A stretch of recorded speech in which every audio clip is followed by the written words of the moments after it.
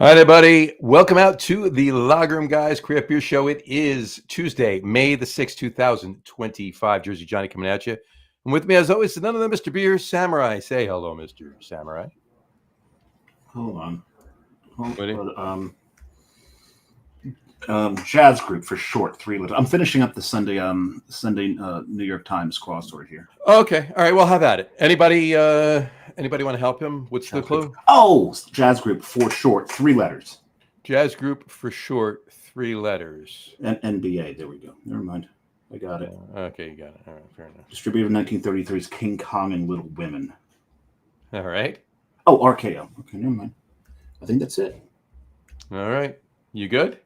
Anything else? No, I think that's. It usually gives you the. Oh, I missed something up here. Hold on. What did you miss? What did you miss? Let's see. Some German rides, 4 letters, beginning with a B. Oh, BMWs. Okay. There we go. Done. All right. Any rate, I deserve a beer after this. Those things are hard. They are hard. So, anyway, how are you on this fine evening, sir? And there's nothing to eat tonight. How was your food before? You were telling me about that. Oh, I made some chicken biryani. I didn't have the right kind of rice. I didn't have basmati, so I used jasmine. So it was a little too glutinous and sticky. It shouldn't have been that way. Mm-hmm. So I had a few more things to do, but I've got the basic technique down. So I just got to get the right ingredients and try that again. Could have been hotter. It was because you did in a crock pot, right? I did in the crock pot. No, I mean as far as heat's concerned. I meant as far as hot spice wise. Yeah, biryani is always flaming hot sometimes. Gotcha. Well, you said it was when you said you tasted it before. You said it was tasting like it was. Yeah, no, I think that was just the liquid. I think it was the I think the rice soaked everything up. But gotcha. No. It's a good first start, and I just need to build on it. We'll see from there. But yeah, I don't think we have any food holidays today, do we? I don't think we have any food holidays. No. No. Well, not food per se, but liquid. And I don't know. I've been struggling with how to celebrate this day. I don't know if you have any ideas. Maybe the guest has an idea. Maybe some of the viewers have an idea. I don't know. I mean, it is National Beverage Day, so we got to figure out how to celebrate that. How can we celebrate National Beverage Day, folks? Write in really quick if you're watching the show. Let us know. Give us an idea soon how we can celebrate National Beverage Day tonight on the show. Yeah, I'm going through my mind of what I may have in the fridge. No, it's like it's right on the top of my head. I can't think of it. It's like laurel leaves. Laurel leaves are not a beverage, John. No, I think it's above those. Whatever. We'll get to it. We'll figure it out. Let us know. More importantly, today is set aside to honor 2 very, very important groups. Mm-hmm. The accordion players, World Accordion Day. Happy World Accordion Day. That's it. No, maybe a little more important than that. All right. Teachers and nurses. Teachers and nurses. Happy National Teachers Day. It's actually National Teachers Week this week too. First full week in May. And this is the actual day of the celebration too. So it's both. It's National Teachers Week and National Teachers Day, and it's also Happy National Nurses Day as well, which is also near and dear to Dave's heart. Yeah, because my sister's a nurse. Because your sister's a nurse, exactly. You just ruined my next joke. I'm sorry. Go ahead. What was your next joke? By evoking my sister, I can't even tell the joke now. All right. Would you let me rewind it a little bit? Okay, I didn't tell the joke. Well, because there's certain things that teachers and nurses both have in common. What's that? Them and Pizza Boys are like the main, usually subjects of porn videos. Oh, right. Yeah. Usually. Well, you got out of it by saying usually. There you usually. Go. Not always. Usually. So there you go. You're good. At any rate. So go play your accordion. I'm thirsty. Well, I'm already drinking. I'm going to play my accordion. You're drinking. I need to open mine. Let's bring the guest on, shall we? He's already drinking. He's been drinking for a while too. Folks, please welcome to the show, Mr. Ben King. Ben, how are you, sir? Hey, Ben. Fantastic. Hello, Prost. Oh, look what you got there. What is it? Show that again. Oh, it's my mug. Well, we got 2. You got your mug and your mug. That's right. What does that say? The camera is a little misleading. It's only a half liter, not a full liter. It's nostalgia. I got nostalgia. Nostalgia. Well, your video's reversed as well. There's a way to fix it. We don't go That's right. You go to settings, you can mirror the image, and it'll flip it back over. It'll flip it so we can read whatever you put up. But I don't care. No, we don't. Your mug, nobody knows you're backwards, so it's fine with me. So That's right. there you go. Well, except the logo on So I it. get people, wait a minute, that's definitely his left eye. I'm not sure what. And Edis Push. What is Edis Push? What? He's reading whatever's on your shirt backwards. Oh, I am wearing a branded one. Shop site, yeah, backward. There you go. Yeah. Anyway, all right. Ben, tell us what you're drinking, and then I'm gonna open my beer while you guys say what you're drinking. I am drinking get to it. Peanut butter stout that I found, a peanut butter porter, excuse me. You started lighter. I got you. All right. Yeah, from Nostalgia Brewing here in Gahanna, Ohio. I'm outside of Columbus, so they're about 15, 20 minutes from me. They just released it. I happened to come across it last Thursday. I'm like, ooh, that's good stuff. Peanut butter stouts to me can be a little sweet. This one's not overly sweet, so very good. So I'm like, I'll have to start the show with that. There you go. A lot of breweries feel the need to throw lactose into a peanut butter stout, and I don't think it needs it. I'm not known one for sweet beers. I do like a good peanut butter stout or oatmeal stout. I'm a dark beer guy and German beer guy both. But a lot of them I have are just too sweet. As long as they're not overly sweet, they're fantastic. They're often fantastic. It's funny. John's wearing his bird mouth shirt, and I went into my closet of brewery shirts. This one was sitting just above that one. Otherwise, one of us would have changed. Would have had to have changed. I would have just sat like this all night. No, you wouldn't have. There you go. I could have held up a piece of paper. There you go. So is that mirror camera? Is that on my side? What's that? Oh yeah. It's underneath your picture. You see the settings. There you go. There you go. All right, look at that. I'm a tech guy. I figured it out. You stole my line. I figured out how to push a button. There you go. And I'm really happy about this hat too. It's called a toggle switch. It's a toggle. Yep, that's fair. So, I mean, I'm a hat guy too. Mine's not branded, but it's sitting. Oh yeah, I like that. There we go. Yeah. So I know where the John's hat comes from. He got it this weekend because he was in Philly. Mm-hmm. Were you in Philly? All right. I was thinking that was the CBC, but no, that was in Indianapolis. Indianapolis was CBC. Yeah. I missed CBC this year for a good reason. My daughter's wedding. So that's a good reason. That's a good reason. Yeah. Do you normally go to CBC? I normally do go to CBC. Yep. That's a great time. Yeah, it is. I think I have that hat as a shirt. I think you do. I think you do. And I will be at CBC next year because it's in Philly where I just was, and I'm 45 minutes from Philly. So okay, we'll stay there. I could drive there every day if I wanted to, but I'm not. We'll stay there. So, you can drive there. It's just the back. That's the problem. Exactly. So, all right, Dave, what are you drinking? So if you remember when I was in Austin, I picked up a couple cans from that brewery that was on EBF a couple of years ago. Yep. The Japis Cerveseria Artisanal. Right. You had one last week on the show. Yeah, different one. But this is a Yuzu Nama Biru. So this is it's the full name of this, the full description of this is a international style pale ale with rice and yuzu. So they're doing really, really, really, really interesting. It's a bunch of Japanese Brazilians, right? I think is Japanese Brazilian women. Yes. Couldn't get more niche than that. You couldn't get more niche than that, yeah. That's for sure. It's definitely throwing a bitterness, which has got to be the yuzu. Yep. Yuzu is quite a bitter. It's a fruit, isn't it? Yuzu. It is. Yeah, it's a Japanese fruit. Yeah, it's like a bitter pear or something like that. And so they're using that instead of the hops in this, and It drinks more like a John's Hat, a Pilsner. Mm-hmm. But, I'm digging that. It's going well with my pretzels, but it's making me eat more and more pretzels because of the bitterness. Well, that's not bad. No, it's bad for my waist. I'm usually the one eating the pretzels. You're out of pretzels, aren't you? And I'm out of pretzels. I didn't buy a new bag. I finished them last week on the show. What are you drinking, John? I am drinking. Save that. I am drinking a Pilsner. It's a French Pilsner called Hunspach. Hunspach.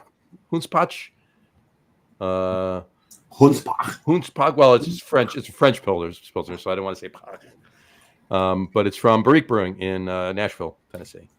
Hunspach sounds like a German word. It does, right? Mm-hmm. But, and I put it in. Head's gone, but the head was nice when I poured it. So, Prost, if you want to French Prost. There you go. Yeah. Oh, I get it now. What's that? So Hunspach is a French village on the German border. On the German border, there you go. That's what it is. That's what it is. So it's probably in the Alsace. Yeah. Hmm. You're probably correct. It's too far south to be in the Alsace. Speaking of CBC, when a couple of years ago when CBC was in Nashville, spent a lot of time at Brewery during that week. That was fun. Yep. I was at that one. I didn't see you. Yeah, I didn't see you either. Yeah, because there's only like 4 or 5 people there. So that's right. I still can't get.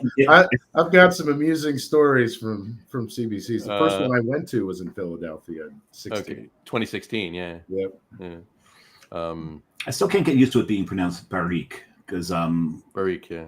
Because the brewery's Barrique, isn't it? It's pronounced Barrique, the brewery, but not the brewery in the United States. The brewery. Yeah, gotcha. Yeah, it's Barrique, so it's kind of weird to me. But at any rate, I mean, hey, for all I know, it could be Barrique. I did talk to a few people there, but they never actually did say the name of the brewery to me while I was there. But everybody that was there, when I was there was a lot of people there from CBC, and everybody was pronouncing it Barrique. So, and anytime I've heard it since then before, it's been Barrique. So, yeah. So, it is what it is. It is what it is. All right, we got our beers done. Moving on. What? I've got an idea for beverage to celebrate Beverage Day. Ooh, what was it? What is it? Ovaltine. Ovaltine? No. And we'll think about it. Maybe. If we don't come up with something better in the next 10 minutes, we'll go with it. Okay. Let's drink. We'll drink and think. Drink and think. Be sure to drink your Ovaltine because that was the yeah. Okay. Was the decoder thing on A Christmas Story. So, and there you go. Speaking of A Christmas Story, you know what? We'll get back to that. Let's proceed with the show. Yeah, let's talk about Ben. Let's talk about Ben. Let's start with the question we ask everybody first. First time on the show, anyway. To the best of your recollection, Ben, what was the first craft beer you ever had? Oh my goodness! And you can go like this with craft beer. It doesn't have to be. So the first craft beer that I ever had that I enjoyed, or the first craft beer? No, the first craft beer. Both. Both works. That's fine. The funny thing about me, even though I started a brewery here in the U.S., I didn't care much for beer in my youth. I was a wine snob. My wife and I went to Napa, and Sonoma Valleys for our honeymoon. Because I didn't think I liked it, because I didn't know enough about beer at the time to realize that all my friends were hopheads, and there's nothing wrong with that. My palate's different. I hate hops. You will never catch me drinking an IPA. I just don't like them. And I remember the first time I worked for Bosch and was an executive there, and they started flying me over to Germany. And I remember the first time I went out, I'm like, yeah, I'll drink it, even though I'm thinking I don't really care much for beer. But I remember that first beer, and I looked at it, and it was a Hefeweizen in Germany, in Munich. I'm looking at it, I'm like, this isn't like anything I've ever had. What was it? Was it a Weihenstephaner or? I don't remember what brand. I mean, in Germany, a lot of the local beer gardens, they have their own breweries. It wasn't a big one like we would recognize in Fair in the enough. US. And not for nothing, if you're in Munich, you can't get a Weihenstephaner.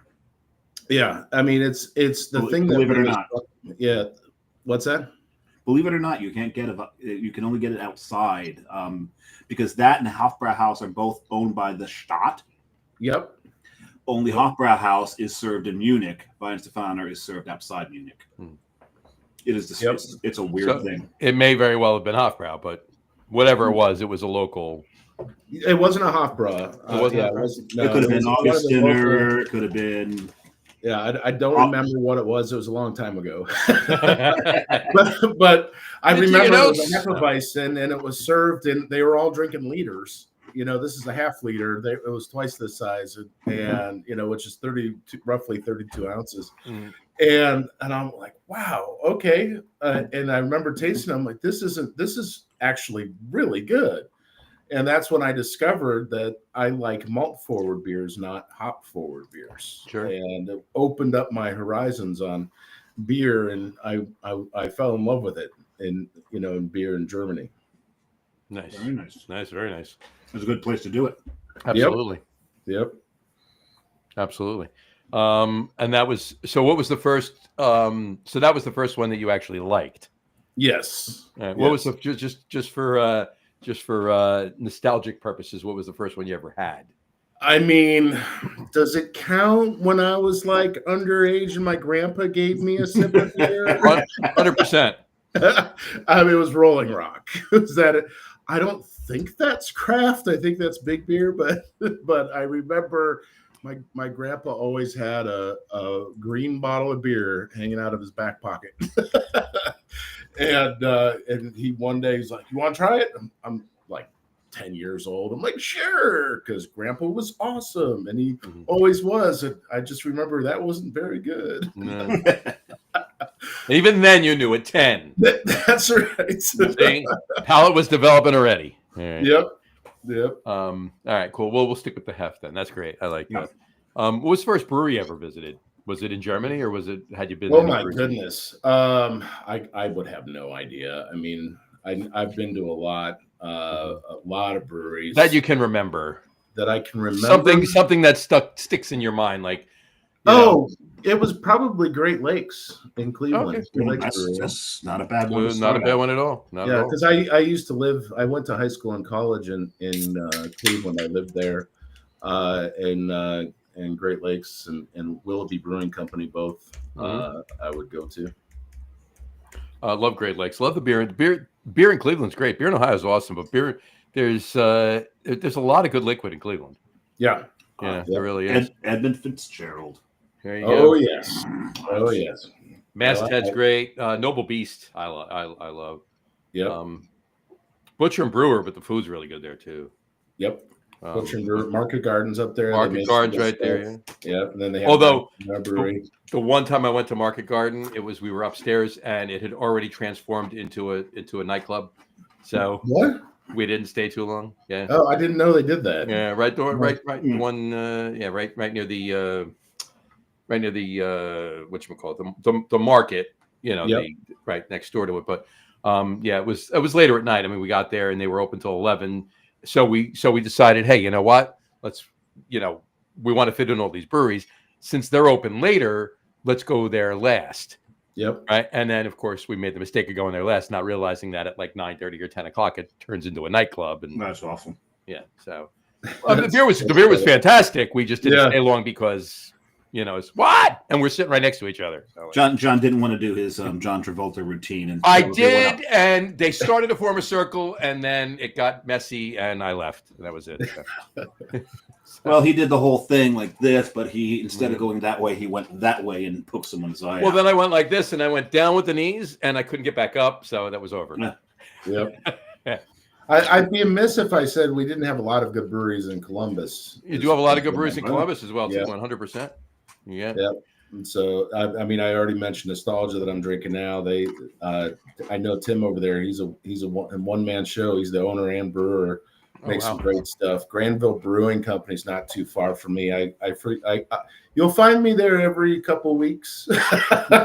So, very small, brewery on a farm, but it's great. I mean, You find ones like that, you got to go back and go back. That's right. They crush it. The one I've been meaning to go to and I haven't made the trip yet is Woolly Pig. I've had their beers. I've met the brewer and the owner at a lot of festivals around Ohio. Nice. They make some incredible stuff, but I haven't been there. And the guy studied in Germany and moved to the U.S. and brews German beers. That's awesome. So that's awesome.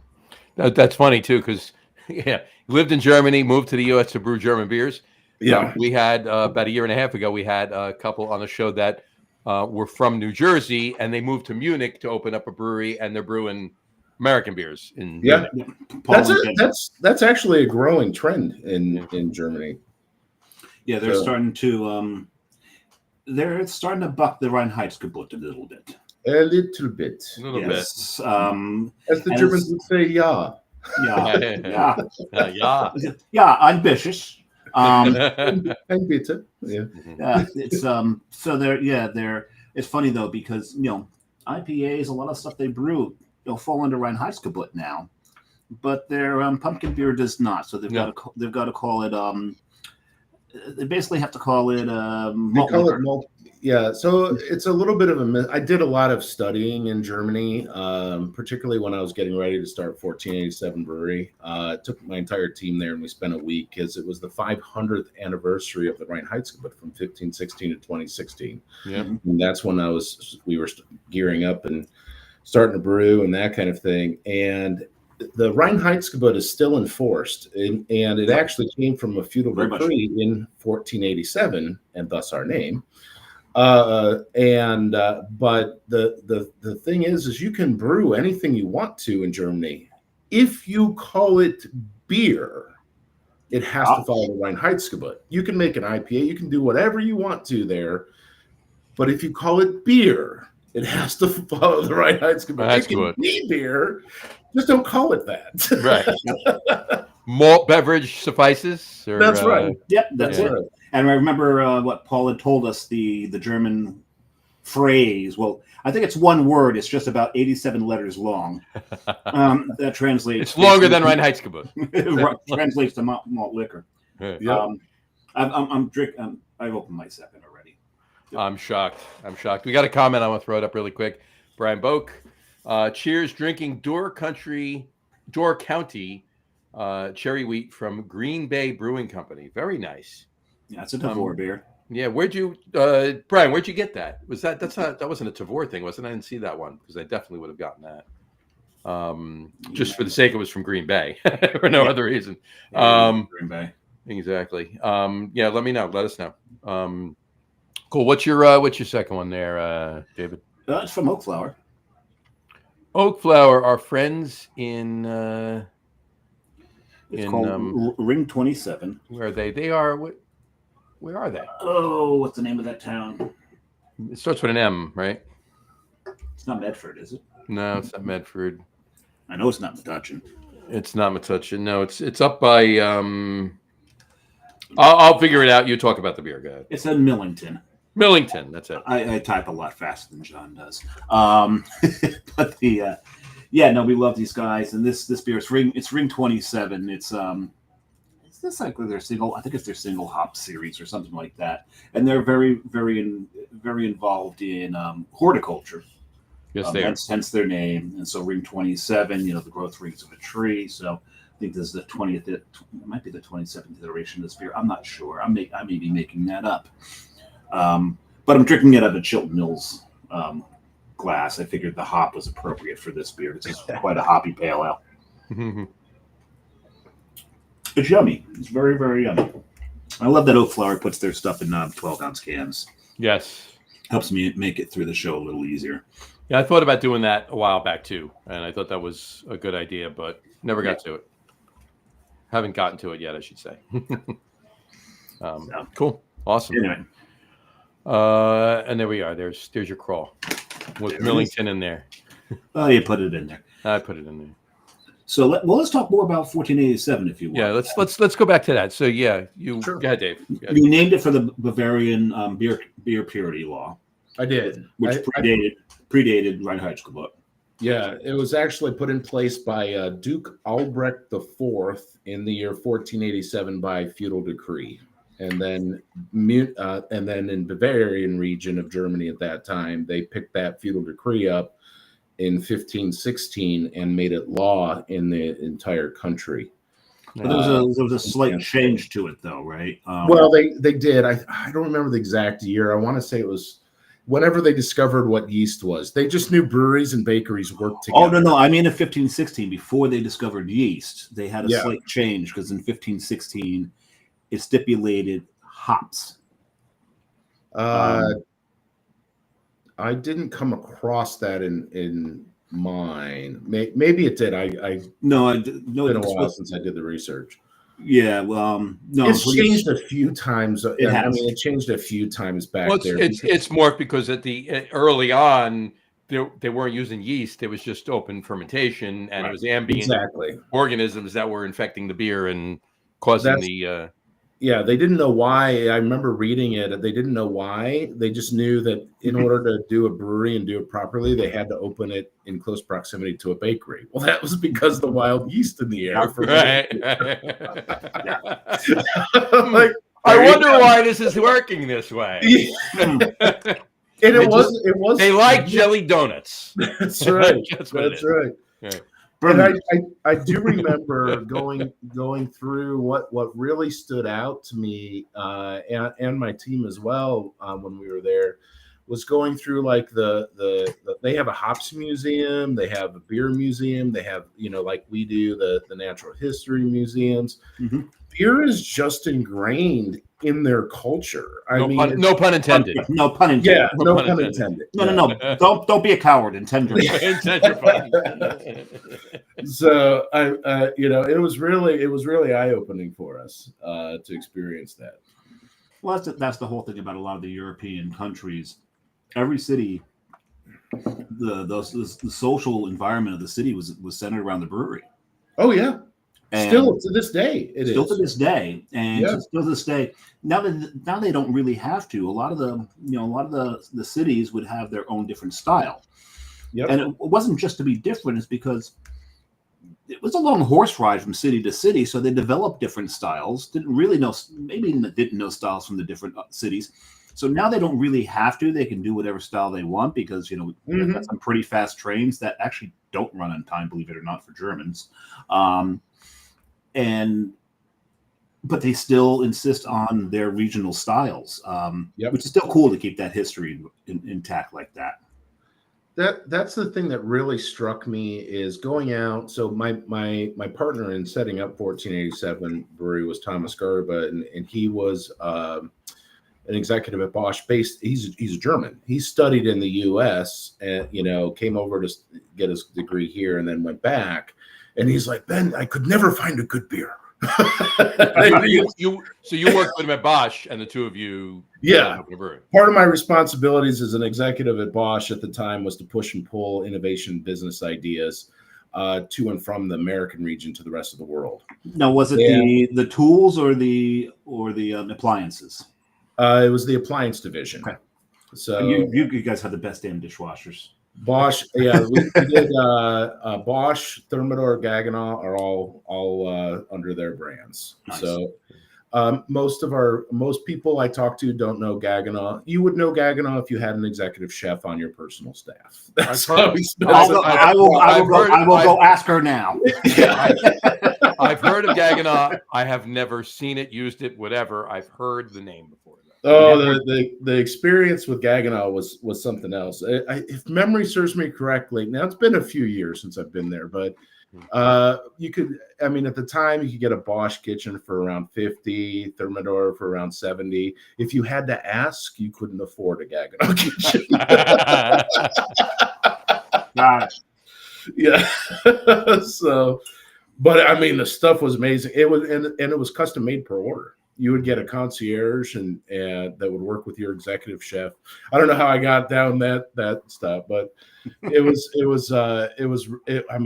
high quality stuff, man. It was just amazing. Bosch is good stuff. I still, Bosch is great. Yeah, Bosch I haven't is worked for great. Bosch in years. But that was the low end, huh? Yeah, that was for their brands because they were all premium. That was their entry level brand for the US. And then they go up from there. So the best part of my time working there wasn't just the appliances, because Bosch makes all kinds of things. It was trading appliances for power tools. So what you don't see is I'm in my office. What surrounds my office is a big garage in my tool area, and I got all Bosch power tools from that time. All those blue Nice. tools, huh? Yep. Very nice, very nice. And I'm sure there were a bunch of them at the breweries too, right? Oh yes. Oh yes. You can imagine so. The only issue that I ever had with the Bosch dishwashers, is it running? Did I press start? Yep. It's too quiet. It's too quiet. There you go. Oh, it's funny you mentioned that. So what I would do when I was traveling, because I mean, it was probably 2013. I spent almost 300 nights in a hotel. I was traveling the world, for Bosch, and That must have sucked. It did. I got a family. I mean, this was after you're married. But I was doing it by myself. Okay, if you're married, it's fine. Great. Yeah. I thought you were like single and you weren't married yet. I was like, no. Been happily married for have at it. 19 years now. So God 4 bless. kids. God bless you. Yeah. But I mean, one of the things. You said 4 kids? 4 kids. Yep. That's where the hair went. That's right. Yeah. Well, I only have 3. I still have it, but it's gray. So. I'm getting some gray in here. There you go. I have 3 boys and a girl. My youngest is my baby girl. So my youngest is my son. I got 2 girls and a boy. So let me guess. She gets away with shit they never did. Of course. Same with. That's the way it works. Yeah. I've got 2 boys and a little girl, and they say to me, "If we said that to you, you would knock us into yesterday." I'm like, but she's my baby. The opposite. Yep. But all right. So you're traveling the world. You're in Germany. You decide you're going to study up on German beer because you fall in love with it. You and Tom, you said, your partner at the time. Yeah, so I actually pitched the idea of opening a German brewery in the U.S. as part of my responsibilities at Bosch back in 2015. Okay. And Thomas was he was the global head of innovation, and he was my boss. And he goes, Ben, are you serious? And I said, it's fun. I did it as a lunchtime pitch, to our small team. And I said, you know what? If somebody would do it with me, I would do it. And he goes, let's go out to dinner tonight. Just you and me. And I said, okay. And he goes, I studied. I remember clear as day where we were sitting there at a nice steak restaurant. He goes, I studied at MIT. I could not find a good beer in the U.S. He goes, I had to make do with Sam Adams. I mean, it was okay. There's nothing wrong with Sam Adams. So. No, not at all. But I get where he was going. So. Yeah. But you know what the Europeans used to say about American water, right? Oh yeah. It's like having sex in a canoe, fucking close to water. Yep. So long story short, he and I got together. I left Bosch at the end of 2015 and started full time and getting 1487 Brewery off the ground. Hired a professional brewer in 2015 in this very building. This very office used to be the original brewery we started. I got licensed in 2016. I was everything but the brewer. I did sales, strategy. I did everything. Got our first accounts. We started on a 1-barrel system, 27-gallon. More Beer Pro. I'm sure you probably are familiar with that. We got signed up with them. They just launched those 27-gallon coned fermenters that were heated. They were jacketed, heated, and cooled. They were nice. They were good. Yeah, I got 5 of those to start. Couldn't make beer fast enough. I got 3 more, and I'm like, well, we can't make enough beer. This gives me the proof point to go big. So Thomas and I put some more money in. We also went to a bank, got a large loan, and then In 2018, we decided to go forward and find a spot and build out a full brewery, restaurant, and beer garden. Because one of the things that I absolutely loved from going to all these beer gardens in Germany, it wasn't just the beer, the food, it was the absence of these things. Mm-hmm. It was multiple generation, kids running around, everybody's talking. These are community centers. The Germans have a word for it called Gemütlichkeit. It doesn't translate well. There's no direct translation. But it's loosely meaning that sense of belonging, community, that cozy feeling that you get when loved ones are around. And it's like, I've not experienced that as a family man anywhere in the U.S. You know? Most breweries, you're right. Most breweries that are dialed into that whole entire, I'm going to say behavior, but that whole aspect of that social interaction thing, that you're going to find that. You'll find that throughout the U.S. and everything else. I find it really hard to grasp when I walk into a brewery and there are, if there's 2 or 3 people in there, you're going to see them on their phones because there's only 2 or 3 people in there, right? And that's fine, right? But when there's 2-3 dozen people in there, and the people that are with each other are on their phones. That's right. Not even talking to each other, let alone anyone else. I'm like, I'm wondering, put your damn phones down. Are they talking to are they texting each other? Right. I used to travel around the breweries. A friend of mine that I called Meathead, lovingly called Meathead. He actually loved that nickname when I gave it to him. Hold that thought 1 second. Carrie just said his daughter runs the house. That's my wife. Yeah, that was figured. I'm assuming it was your wife. That's why I said Carrie and not the full name. His daughter runs the house. That's funny. There you go. All right. But hey, Ben. She could have said I run the house. Could have commented that in. All right. It's funny. If any of my sons, if I need to know where remote control is, my daughter's name's Amelia. I'm like, Amelia, where's the remote control? She knows where it is. She knows right where it is. There you go. Done. There you go. But to the point you were back to what you were saying, So to the point you were making, Meathead and I would go out. We visit breweries.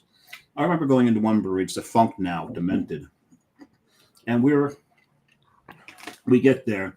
There's like 6 guys at the bar. They're like this, and every now and then they're not talking to each other. Yeah, we get our beers. We stand up. Our phones don't come out of our pockets. Well, maybe to check in on Untappd so we can keep track of what we drank. To do that. But then we start talking. By the time we left there's not one person actually sitting on a bar stool. Everyone's stood up talking. I remember one brewery we went to. It was in Connecticut. I can't remember the name of it. But one of the guys goes, I am getting the stink eye from my wife right now. I better get back to the table because I'm going to be in big trouble. We had that place going. I miss traveling with him. We would. You get that sense of community. You got to. You want to talk to people. Yep. Yeah. 100%. Right? You need those best friends for that half an hour. Mm-hmm. I've done that a bunch. We've done that. At breweries. We've done it at breweries. You plant seeds, right? You walk over and you talk to this one, you talk to this one. All of a sudden, and you don't take credit for it. I don't care. I just want to see everybody having a good time, and that's what it's about. And that's what this is about. And I'm raising my can because I just want to put that up there. Thank you, Michael. And Michael Jackson said it is a social. Beer is a social lubricant. It's a super social lubricant, 100%. And for those of you younger kids out there listening to this or watching this, he's not referring to Michael Jackson. Michael Jackson. It's the other one. The one with the tweed jacket with the elbow patches. Right, exactly. And the pipe. Right. God rest both their souls. But he's referring to the elder Englishman. Yes. Right. So, my second beer, I just want to put it up there. I'm drinking Television People from. You're drinking Television People. That's I'm drinking Television People. Yeah, they're a little chunky, but it works. You've inspired me. I need to go get a second beer. Go get your second beer. 10 seconds. Go for it. Which is weird because the the television, they say takes pounds off, or does it add pounds? It adds pounds. It adds pounds. It adds That's right. pounds. It adds That's pounds. why I Maybe use that's chunky, why you right? said it was chunky. A chunky. That's why I went that way, right? Exactly. So, Okay. Bizarre Brewing in Seattle. It is a television people is a Kolsch Weiss style ale. Okay, brewed with coriander and lemon peel. Coriander and lemon peel. And this thing is. Can I use the word delightful? You can use the word delightful. I imagine something like that would be fragrant. It's definitely fragrant and delightful. Hold on.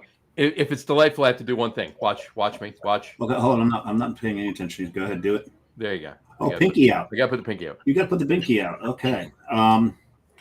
There we go. You know, Bizarre was one of the breweries I did not make it to when I was out there. You didn't get out there. I know we talked about that. You didn't Yeah, get out that and Dirty Couch are like they're just like a block away from each other. I've never made it out to. I mean, I could probably looked across the river and seen it. Right. Because remember I was in Ballard the whole time, and it's in Seattle, just across the river from the Ballard section. Right. Hit almost every damn brewery in Ballard. You know. There you go. Just ask my liver; it'll tell you. It'll tell you. It's got a category categorized everything you did. So there's two. It knows. The liver knows. There's two of the breweries that I actually don't remember being at. Yeah. Untapped tells me I was there. Uh-huh.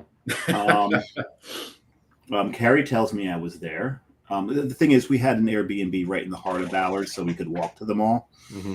And the walk, crawl. I mean, at this point, right? The stagger. Right. It was. So yeah, it was. If you don't remember the last two breweries, it's kind of a pity you don't remember them, but that also means you had a good night. Ben's got another dark beer. Yeah. So what are you drinking, Ben? So I don't know if you saw me pour it. It's very important to pour it upside down. I will be doing that later. Yeah. It's the left hand milk Nitro milk stout. Milk. 100%. nitrogen pushed. That's one of my other go-tos. You're making me want to rush this beer to get to my next one. No, don't rush the beer. Just savor what you're having. You'll get there. I like to start dark and then work my way up. I know that's the opposite. Yeah, work your way up to what? To light? To lighter beers. Oh, I do know some people that do that. I do. You're not. It's not the first time I've heard that theory, right? But see, to me, this is a very light drinking beer. Well, you know what? Oh yeah. I mean, it's nitro, first of all. Yeah, I mean, you had a chocolate peanut butter porter. What could that have been? 6% somewhere in there. You know, I mean, it's heavy flavors, but not heavy alcohol. I'm going to pour my third. The peanut butter porter. It surprised me last Thursday when I had it for the first time. I'm like, what's the ABV on that beer? And Nick, who works there, was the bartender. He goes 8.4%. I'm like, oh my god, it was an 8.4. Wow. So, that explains it's an imperial porter. I mean, at that point, it's over 8, right? And you can. I mean, some places don't do that, but for all intents and purposes, it's an imperial porter. Yep. Yeah. Yep. I don't know if you watched the way I poured that one. I did watch. I watched every second of that. I remember being in a bar once, and I ordered a Guinness that had the nitro widget in it. Right. And it's funny because on the Guinness can with the nitro widget in it, it tells you to tilt the glass. Yeah. Which I don't understand. I don't. The way I like to do it is I like to put it. I chose this glass for a reason because it's wide enough to actually fit the can. I like to put the can right into it and then just slowly raise it just above the head to get that nice aggressive pour. Well, that's why I use a branded, not a branded, but yeah, that's branded. I'm just going to hold this here for a minute. that might be a brewery that John might be attached to. It might have done some brewing this morning. It might be. No, that's why I use a pint glass because it's wider. So that's my point. Well, what I poured shaker pint, if you will. So. I decided to join Ben in his nitro stout. Yeah, from Lawson's. So Lawson's is mostly known for their use of hops. They're the kings of hops in the Northeast. They are.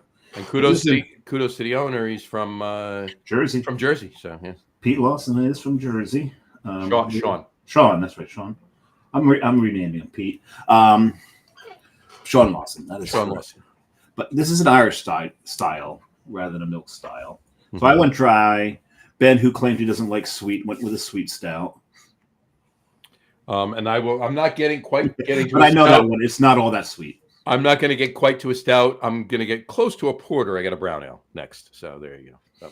I'm going to get close to a porter too, but I'm not going to open one. It's sitting right over there next to me. It is close to me. I'm close to very many stouts and barley wines over here, if you know.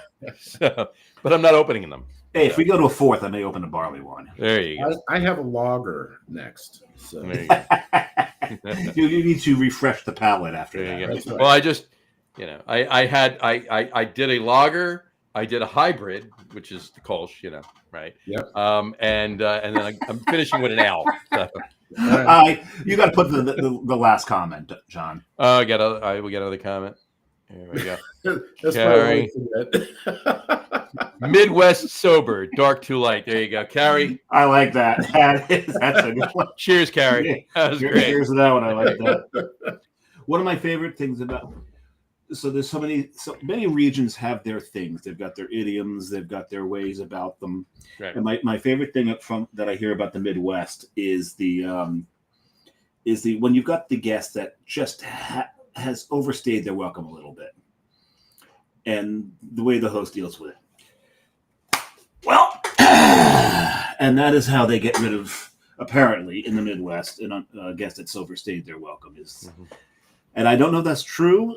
I don't. You know what? That might be true what you're saying, but people that I've known from the Midwest, I haven't never seen any of them do that. And John overstays his welcome all the time. All the time. It's got to be. I overstay my welcome in my own living room.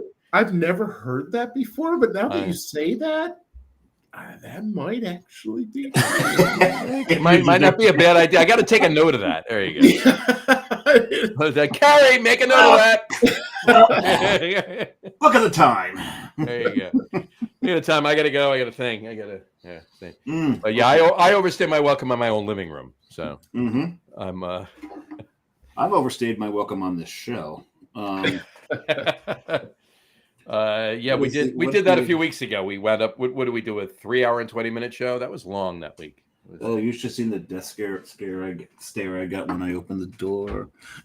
It was better. It was better than the one you got after the big beer show on New Year before New Year's Eve. No, that was more concern than anything.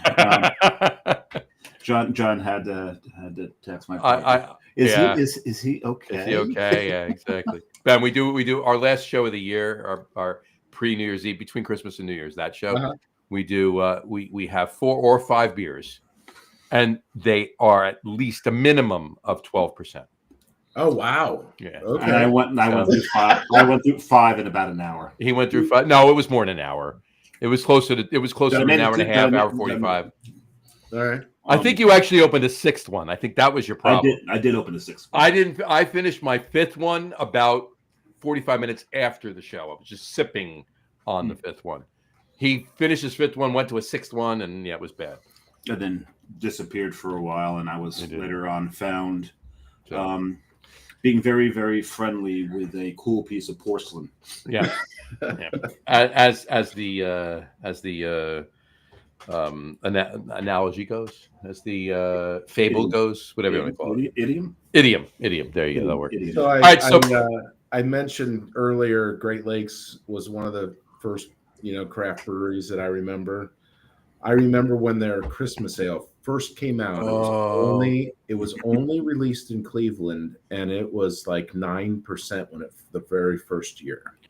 And I had no idea what it was. Mm-hmm. And I was this was before Bosch. I was an engineering manager, and I was hosting my team at a Winking Lizard that happened to have it on tap. A Winking Lizard is just a bar there that has a ton of craft beers, and I'm drinking it out of a half liter, and it's this high ABV beer. And I had no idea that it was above 4%, let alone 9%. 9%, right? Until I got up, and I was like, "Ooh, I guess I won't be driving, and I'm the manager here. I need to leave." So I called 2 of my buddies to come pick me up. Unfortunately, this was during a time I was dating my wife, and she remembers the story very well. So I won't go into the details, but when you call a couple of friends to pick you up, and They take you back into the bar first because they want to get some drinks. Those are true friends. The night doesn't end well. It doesn't end. It doesn't end well. It doesn't end well. I mean, I could tell you stories upon stories upon Married stories. you anyway. Good. For But the boss, who's not here right now, she's actually working tonight, in Cleveland. Actually, she'll tell a story. She's working in Cleveland. She's working in Cleveland, actually. Though the story's from Cleveland. She's working in Manasquan, but misplaced modifier. Okay, right, exactly. She'll tell a story of me trying to crawl on the ceiling. We'll leave it at that. We'll just leave it at that. All right. But anyway, and that was after a full day of drinking in Cleveland. Yeah, that was an interesting day. Anyway, so back to 1487. Okay, so quick comment before we get off the topic. Quick comment before we get off topic. Seth said, "Now that's what friends are for." Hey, Seth's a good friend of mine. Was he one of the ones that you called that dragged you back into? He was not. He lives here in Columbus. So, yeah. Fair enough. He was the one with me though last Thursday when we tried that peanut butter porter at Nostalgia for the first time. All right, there you go. Did he have it too? I believe he did. Seth, tell us what you think of it. Of the eight was it 8.4? You said 8. It was 8.4%. 8.4%. Yeah. Yep. That's a big peanut butter porter. I don't think I've had a bunch of peanut butter porters, but I don't think I've had any that were pushing 9%. I've never had a peanut butter. No, I was surprised by that. And because the I wear these days in my older age, and I could read the digital menu up at Nostalgia, but I didn't see the small print that said 8.4%. Right. I mean that's harkening back to your not seeing the little print that said 9% on the Christmas sale. Well, it was an open bar, and they kept refilling it. Because I was, so I did. So apparently they didn't notice it was 9% either. Yeah, apparently not. I'm like, sure, I'll have another. It's fine. Yeah, keep coming. So Ben's last trip to the optometrist, like, well, you see pretty fine, but you seem to have this blind spot for numbers. Yes, you don't see the numbers. Seth just said that peanut butter porter was solid, not too sweet, well balanced, and a terrific finish. Look at that. There you go. Ooh, very nice. Very nice. Cheers, Seth. Prost. Thanks. Prost. Yes, absolutely. Cheers. Well, I'm drinking a Kolsch now, so I can actually say prost. Yeah, it fits. I gotta say Sláinte. I'm drinking an Irish stout. Have at it.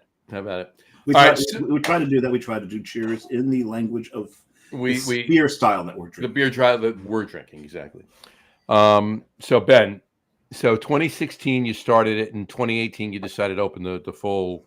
Oh shit, we're back to 1487. Not 1842, 1482. So I 87. I said 7. I thought you said 2. Yeah, 1492 is where I was going with. It's a crooked number, but yeah, Columbus. Number. That's Columbus. Yeah, that's a whole different. That's a whole nother thing. Yeah, smallpox and everything. Yeah. So I went to work, looking for a place I wanted to have a big beer garden, at least 100 people, if not 200 or 300, and a good size, place for a brewery and a restaurant.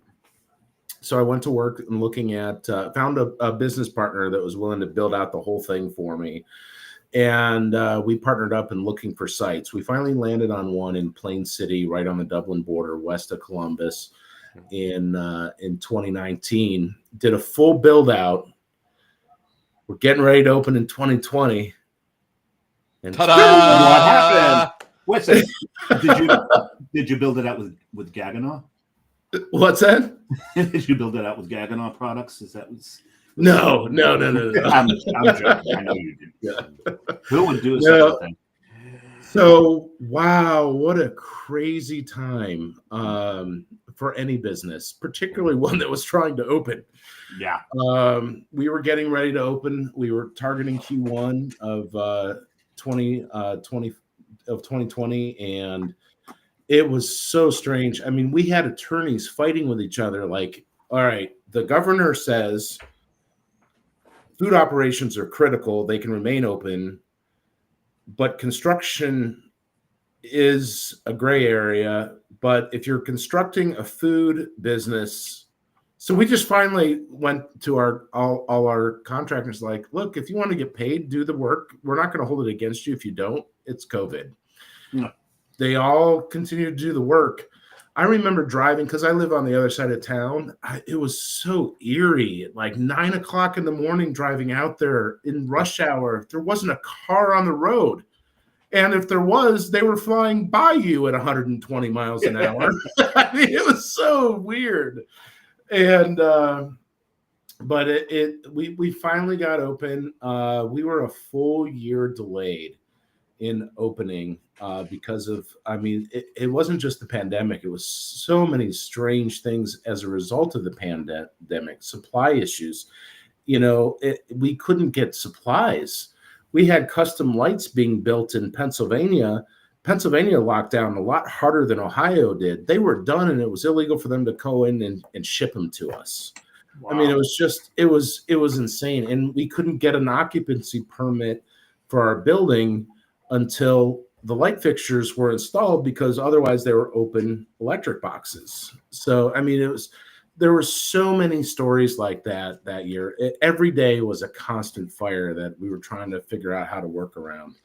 Long story short, we wound up getting the brewery opening. And I remember, with Ohio Liquor Control, literally holding my laptop on Zoom, like, a video conference like this, walking the inspector around, like, well, let me see this. Okay. Wow. It was just so, it was wild. And I'm going to be right back. Yep. Bio break. Probably my first of many tonight. I got you. That biryani made me drink a lot of water. I got you. That's fine. Which we call it. Yeah, that's crazy. Walking around a laptop and doing an inspection. Yeah, virtually. That was just the time. It was so strange.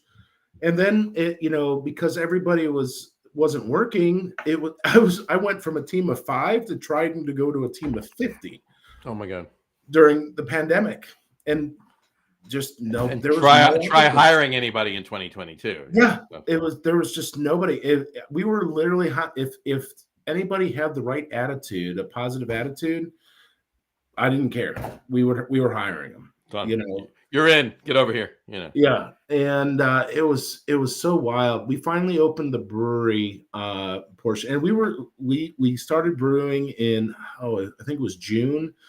We started selling beer out the side door because I couldn't legally have anybody inside, right? Because we didn't have our occupancy permit, but we had to get the beer back in the market. Sure. And it was so weird. I mean, we had beer in the market, but we wound up shutting down the first brewery because all our accounts closed during the pandemic. Right. And because weren't liquor stores? Oh, you're talking about draft accounts? Draft accounts. Draft accounts. Yeah. Yep. Fair enough. So they all shut down, and it was because we only distributed through kegs during the first. Fair enough. And so we finally started selling beer on site for on-site consumption in November. Finally got the kitchen licensed and ready in December. Finally got our liquor permit. So in Ohio, you have 3 different permits. You have your food, then you have your beer, then you have your liquor. So the beer permit only allows you to sell what you make. Anything else is a liquor permit. So if I wanted to sell somebody else's beer, I need a liquor permit. Right. Other beer, wine, and liquor is all covered under the liquor permit. I finally got that in like March of 2021. So a full 13 months after we were planning on opening. Right. We finally had our grand opening almost 2 years later in September of 2021 for Oktoberfest. So because it took so long just to get staff to fully open, we wanted to be open 7 days a week. We were only open 6 days a week at that time, but we finally got enough staff to open 6 days a week. So it took 18 months, even though 21 was our first full year of operations. We did over $1 million in revenue. Even despite not being open, despite all these things, but that means we missed $1 million of revenue in 2020. In 2020, yeah, exactly. So that kind of put us behind the 8 ball a little bit. A little bit. And then 2022 came along, and we expanded, we grew, and we were still struggling with the team, and turnover is huge in the industry. Mm-hmm. But the thing that was, honestly, at the end, it wasn't. We had so many people towards the end of the pandemic. People that were there and willing stuck around, but overall, it is over. Yeah. We had a really cool mix of industry people that have always been bartenders or service staff, nurses. You mentioned nurses earlier. Yeah. I had 3 nurses that worked for us part-time. I had industry professionals. As nurses? As nurses? Or No. As bartenders. I had managers that were warehouse managers down the street that picked up a few shifts a week for years. Well, nurses, the shit that they saw and went through during the pandemic, they needed it. Yeah. Mm-hmm. Yeah. Well, you heard that firsthand from your sister, so. Oh, yeah. Yeah, during COVID, the birthday that I had during COVID, the first text that I got, I figured, oh, here comes the birthday text. No, it was my sister texted me that she had just tested positive for COVID. And she was panicked because she had seen what it does to people at the end. Mm-hmm. And I explained to her, you're young. Yep. That's not going to happen to you. But it took a while to calm her down. But yeah, so but she definitely needed a drink after work every single day. A little bit. I bet. A little bit. She did not pick up any shifts at a brewery, though. Yeah. Although she probably should have, actually. She probably should have, yeah. That would have helped. I honestly, we had our team was amazing. They still get together to this day. They became so close, and because the brewery's defunct now, right? It is. We wound up for a couple of reasons. One, that opening a full year and a half, our expenses weren't delayed. Our revenue so doesn't work that way. Never works. Yeah, no. And long story short, I wound up closing the brewery in February of 2024 because I couldn't get past the winter because we were behind the 8 ball. We were starting to recover. I had an industry professional that came to work with me as a line cook during COVID that ran restaurants and had his own company that was shut down. It was in the Federal Building in Columbus, which was shut down during COVID. And he wound up coming to work for me, and I was looking for somebody to run the brewery because I'm a tech guy. I'm an electrical engineer. I run a tech company. That's where my focus was. This was a passion project that I wanted to go, build up because I was thirsty and I thought it would do well here because of the Gemütlichkeit and all things, around that. And you weren't far off either. And I mean, if it wasn't for that, that little thing that happened in 2020. Oh yeah, been different, it's like with any startup, you can control a lot. You can't control timing. Yeah. And it was the right idea, the right execution at the wrong time. And then to make matters worse, I wound up hiring a guy that 20 years of experience, man. He brought in people that he knew from working in the industry that were amazing, executive chef consultants, all these kinds of people that, supported him and knew him, friends of his. He wound up stealing from me when I made him a COO. He got me for over $500,000. Oh my God! Oh boy! Is now in prison, as a matter of fact, as a result. Well, it's a good place for a person like that. Yeah. Despite the pandemic, despite him, we started to recover even after that because and then with the economic downturn in 23 into 24, just couldn't make it through the winter. Couldn't recover. Tried to sell it. Had a lot of nibbles, and the deal fell apart at the end of January, and I'm like, I can't do this to my people. I can't do this to my customers. I can't do this to my fans. I put out an announcement. This Sunday's our last day of business. I'll tell you what, that Gemütlichkeit I spoke about, that came through in droves that last week. I'm still tired from that last week. We had a line of people waiting that next morning to come in.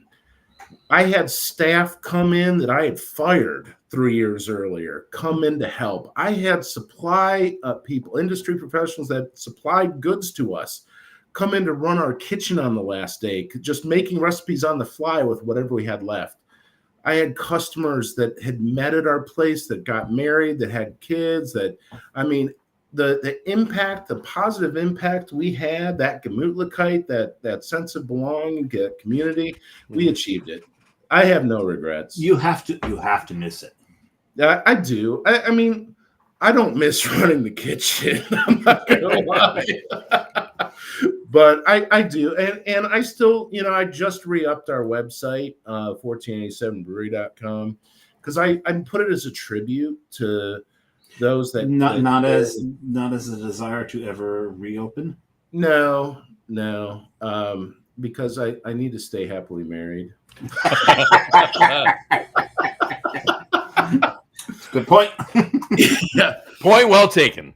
Yeah, and honestly, and we know she's listening. So we know she's listening.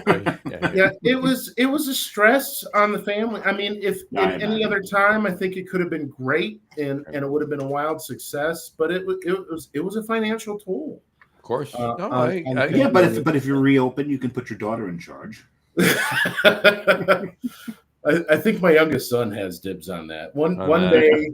This is a funny quick story. So my youngest son was probably 6 years old at the time, and I'm on a Zoom conference call with Thomas, my partner in Germany, out here in my barn area, and my old brewer was brewing beer, and he opens up the door to the barn. He comes in, walks past me on camera, and goes into the brewery. I'm like. My youngest son's name is Alex. I'm like, Alex, what are you doing? He goes, I got to check on the beer. Somebody's got to take over when it's time. I said, okay. and my partner Thomas thought that was the funniest thing he'd seen. That's great. That's great. That's awesome. I'm going to throw up a comment really quick. Brian just said his second beer is Wooden Beanie. Still has some on draft. Brian, don't finish that keg. Dave and I will be over at some point for at least one pour each. I was gonna say if we had one glass for every 10 glasses he drinks on while we're doing the show, right? We'd have a glass each. You have to ask. I don't know that. What is Wooden Beanie? Brian used to own.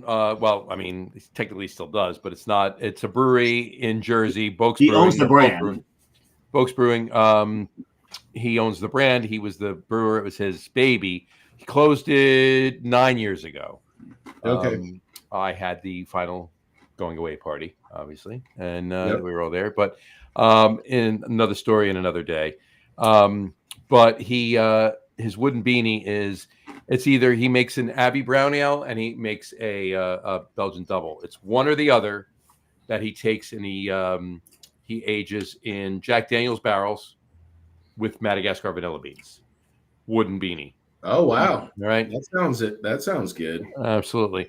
And Brian, then send me some, would you? And then he actually does one. You got to come out and visit, Ben. He actually does one with his Russian Imperial Stout, which is called Monster Mash, which is the logo that you see next to his name right there. Right, that's his Monster Mash, and he ages that one in Jack Daniel's barrels with Madagascar vanilla beans, and that's called Blunderbore. All right, because it's a monster mash, and Wooden Beanie, Jack Daniels, and vanilla beans, the Beanstalk, Jack and the Beanstalk. The monster in Jack and the Beanstalk was called Blunderbore. The giant, yeah. Gotcha. The giant, yeah. So, and Brian just said, so when are you coming over for a beer? I'm a lot closer to him than you are. David's a lot closer to me than I am. A lot closer to you than I am. We'll confer and get back to you tomorrow. No, I've got some things to do this weekend, but some of them take me not too far from that area. I can on Saturday. I got to go to a wedding. Fortunately, it's not another one that you paid for. Not one, no, right? It's not another one. It's not another one of my kids. My other daughter's getting married in September, so there's that. My son's not getting married yet that I know of, anyway. but No. that I'm aware of. But yeah, we'll confirm. We'll figure it out. But we'll get over there soon. Yeah. But all right. So what was it? February 24. You said you closed. We did. So it's been a little over a year and 3 months, year and Yep. 2 months, year and 3 months. So since then, No, you just did math. We have a rule. it's true. I did break the rule. No math on the show. No religion, no politics. What was no that? Math. No religion, no guess politics, so. no math. There you go. That was it. I'm disappointed in you. I screwed up. Sorry. Yeah. In any event, since then, whatever time frame it was, Yeah, however long ago that was. however long ago that was, Brian just said, "Okay, I will not drink anymore this week." Can't say about next week though. Oh, so we've got a time frame. We got a time frame we got to work on seriously here. All right. So since then, you tech wizard, you have tell us about ShopSite. So I've been in tech. Tell us about that. Sure. For a long time now. That's what I did, really, tech and business at Bosch, and then left Bosch and consulted for a lot of companies on innovation and technology and that kind of thing. And right after I left or shut down 1487 Brewery, I still have a tech company, Faster Future, where we engage with the U.S. government agencies on tech advising. Not on a military level, right? Yes, DoD is our biggest client. Yeah. Oh, okay. I just thought. Oh, interesting.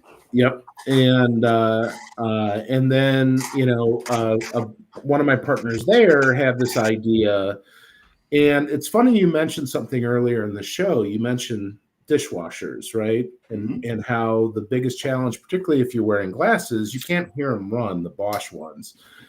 And what I found out. Hold on. Yeah. Particularly if you're wearing glasses. Yeah, because if you can't hear it run, you open it up, you get flashed with a face full of steam, and then you can't see. You're not wrong. And when I was traveling all the time, I would go into the local, to get that voice of customer feedback. I would go out to the local, shops like Best Buys or the equivalents overseas. Or Lowe's or home, those kinds of places, and just not tell anybody who I was, just talk to people and to get real feedback. Yeah. And that was the biggest complaint that I got on Bosch dishwashers. They couldn't hear them run. They would open them up and get shot with a face full of steam, and they couldn't see. All I wanted was a light on the front. Not on the top. They have those now. They finally listened to the feedback. And I went back to engineering. I'm like, can we put an LED that shines on the floor or something like that? And that was you. That was me. That was real time. Thank you. Voice of customer feedback that I put into our engineering teams. Like, this is a complaint. We're seeing it online. I'm hearing it when I travel all over the place. Or not hearing it, so to speak. Yeah. Well, not hearing the dishwasher. That's right. Not hearing the dishwasher. Right. But the point is, every brand has these stories where their customers are experiencing things and they want to tell these to the brands, and the brands want to hear them, but there's no real way to facilitate that two-way connection. And that's why we developed ShopSite. So ShopSite is powered with generative AI. It's ShopSite, SIGHT. So it's ShopSight.co. We just launched yesterday, brand new. And what it is, it allows anybody to become a trend maker using generative AI. You don't have to be a creative to develop we have a lot of things that are running right now on the site, from what we call design challenges, where you can create like a futuristic car with just words, and it comes and the AI generates images, and then you can tell it how to change it. And we feed that into big brands, and we're working with brands now to come on the platform so they can push it out on their social media channels to say, hey, people that love us, come here to ShopSite and tell us what you want so we can feed that into our dev teams and give it to you. in mass. Wow, that's awesome. Interesting. That's Yeah. very interesting. That's very interesting. That's not what I thought it was going to be when I first heard the name and started looking into it a little Well, bit. it's like shop site, SIGHT, not SITE. Site That's is correct. That's Yeah. a correct. website. You're going, you shop, whatever. This Yeah, is and it's shop not site. .com, it's .co. It's shopsite.co. CO. And I figured out a way to not understand any more of this conversation whatsoever. I opened this up. Is that you did open a barley wine. Uh-huh. All This right.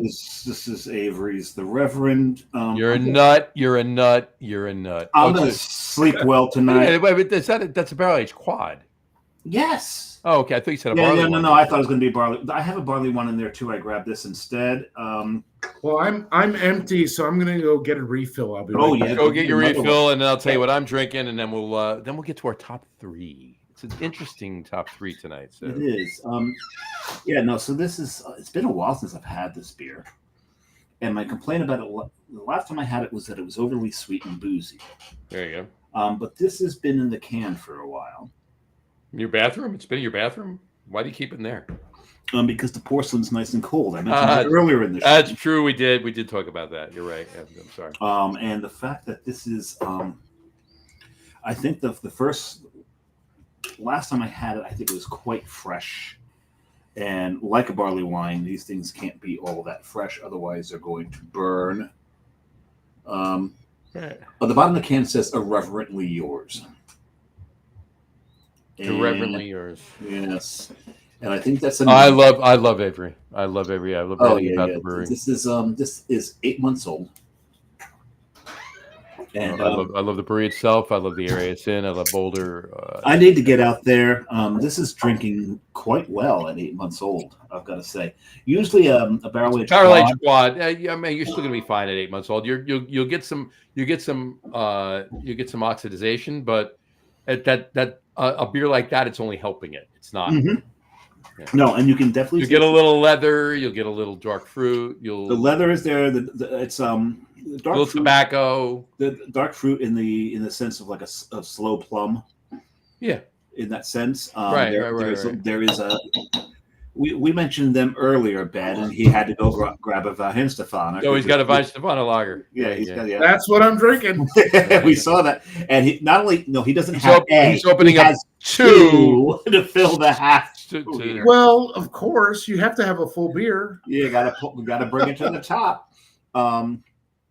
Yeah, so I put in my black is beautiful glass because it was I could reach it. It was right there. This is not black. It is very, very brown. Yeah, the leather's there. Everything that it's but that fruit is very fruit forward, and that's Right. and so anybody who knows anything about Belgian beers, Belgian yeast. When I say fruit, there's no fruit in the beer. These are the esters coming off those yeasts Right. that are throwing that dark plum out there. A little bit of and raisin. Plum, yeast the almost- raisin. Yeah. You gotta love it. You gotta love it. Mm. So tell us, I mean- Ben, you're drinking Weihenstephaner lager. Yeah. And wait a second, he needs a moment. Yeah. Enjoy it. Jawohl. So good. Jawohl. Zumfall. Yeah, I- my last time in Munich, I was drinking with some friends that I had met in Montreal who was from Austria. Mm. We're allowed to do geography on the show, actually. And I hopefully we'll see them next year again. Yeah. And they taught me Zumfall rather than Prost. Zumfall. Zumfall. Cool. All right. So every time that we toasted, and that was another one of those nights where I remember being at the last brewery. I don't quite remember leaving the last brewery. All right, much now. I would be amiss if you asked me a question earlier about a beer and experiences. I'd be amiss if I didn't tell you my favorite style of beer. Go for it. Oh, we need to know this. Yeah, What is it? Have you ever heard of a Roggen beer? Of of course. course. It's the rye. The rye. Hands down, it's a rye Hefeweizen. Hands Rye down, is my 100%. favorite style of beer. That's not a I damn thing wrong with found that. that in a very small village outside of Munich, in the Bavarian region of Germany, and that's there's nothing like this either. I'm like, I need to start a brewery and bring this. And I remember the conversation I had with my brewer, Matt Crema at the time. I said, we need to bring a Roggen to market. He goes, a Roggen? What the hell is that? and we visited Weiermann Malts in Germany, and they gave us the original recipe that they had on their books for Roggen, because even the Germans consider it a dead style. And he goes, that will never sell here. I said, yes, it will, man. And he goes, why? I said, because the first question people ask me is what my favorite beer is as a brewery owner, and that's it. And much to his surprise, we did just a small batch, a 5-barrel batch, and it just sold out of, crazily, because nobody was familiar with it. Everybody tried, and it was just a really good beer. If we found out very quickly, you either like rye or you don't. If you like rye bread, you're going to love this beer. If you don't like rye bread, it's not for you. But fantastic beer. And I found out through history research, it was the original Hefeweizen. The Hefeweizen originally, hundreds of years ago, when they were just gathering ingredients on the field and brewing whatever they could find with, it's actually made with rye, not wheat. Yep. Wow, that's my absolutely favorite bottle that I have here, that I always keep one. When this runs out, I'll get another. By far, whether it's bourbons or gins or anything that I like. Yep. Victor's Straight Rye. Straight Rye. Rye. That's it. I am a rye. I'll say whore. Yeah, I would. I'll say whore. Yeah. And I bought one bottle of spirits back when I went to Austin, and it's still Austin's cast strength rye. Nice. So you're looking at a couple rye fans here. And we both had Roggens. We both love Roggens, and especially those styles that most other people don't appreciate. Mm-hmm. We brew an ESB with rye. Okay. But there was two places I was going with that. One of my favorite styles is a Lichtenheiner, which is a sour smoked German. It's a lager, isn't it? It's a smoked sour lager, yeah. Yeah, smoked sour lager. It really comes off as like cheese and smoked meats. Pretty much. It's almost like an Italian deli. It tastes like an Italian deli smells. But the other thing is, so John's Brewery, Coastal Brew Works, they actually on Untappd got the gold, the national gold. And there's my that's my third beer. Right? They got the national gold for a Peter's beer. Okay. And they brewed it, almost brewed it again this morning, but just they did it as a collab with another brewery. And we did a 5-barrel collab of our Peter's beer with another brewery. It's their beer that we collab with them. It's gonna be a dry hopped version of it, so it's gonna be a little different. And that should be we'll talk about it on the show when it's gonna be available. It's gonna be brewery only. A 602 might make it out, but it's gonna be a brewery only thing for them. Seth has another comment for the rye conversation. There you go. Seth said, Brian said, first of all, I am not a rye guy. I'm going to bring this fall to 2 Giants tailgates, Brian. I will bring a couple of rye beers and a couple of ryes just to see. I mean, if you've had it before, I'll ask you beforehand. If you don't like them, then I won't bring them. But you didn't, I'll bring them. See how you feel about them then. But Seth said, that's a solid pour there. Have you tried E.H. Taylor Straight Rye? I love E.H. Taylor Straight Rye. That is a, that one's beautiful. E.H. Taylor's amazing, yeah. But this one, yeah. Oh my God, John. So when I was at this distillery, I had texted John the menu.